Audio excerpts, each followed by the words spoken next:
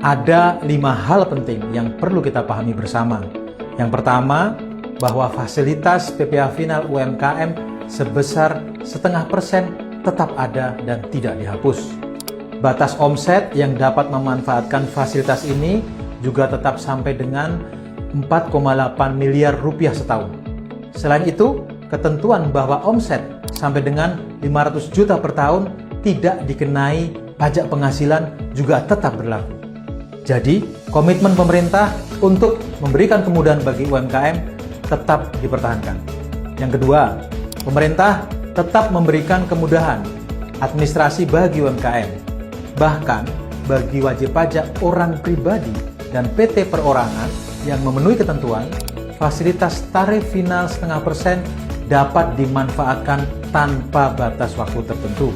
Sementara itu, koperasi tetap dapat menggunakan fasilitas ini selama 4 tahun sejak terdaftar. Dengan demikian, pelaku usaha dapat lebih fokus untuk mengembangkan usahanya tanpa terbebani administrasi yang rumit. Ketiga, kebijakan ini dirancang agar fasilitas perpajakan benar-benar diterima oleh mereka yang memang membutuhkan. Tujuannya sederhana, membantu usaha yang masih bertumbuh agar bisa naik kelas, dan pada saat yang sama pemerintah juga perlu memastikan tidak ada penyalahgunaan fasilitas melalui pemecahan usaha atau pembentukan beberapa entitas hanya dengan tujuan memperoleh perlakuan perpajakan yang sama.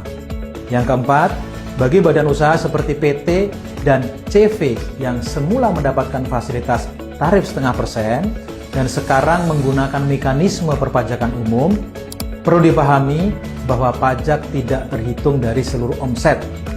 Dalam mekanisme ini, pajak dihitung berdasarkan laba atau penghasilan neto, yaitu setelah memperhitungkan biaya-biaya yang diperkenankan sesuai dengan ketentuan perpajakan. Karena itu, beralih ke mekanisme umum tidak otomatis berarti beban pajak menjadi lebih besar.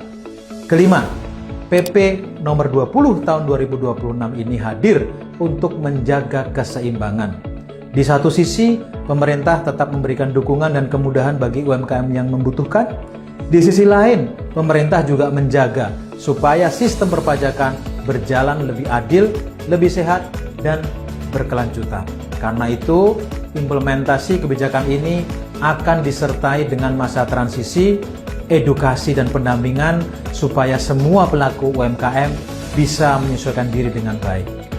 Pemerintah ingin hadir bukan hanya sebagai regulator, tetapi juga sebagai mitra yang selalu mendampingi perjalanan para pelaku usaha untuk menuju usaha yang semakin kuat dan semakin berdaya saing.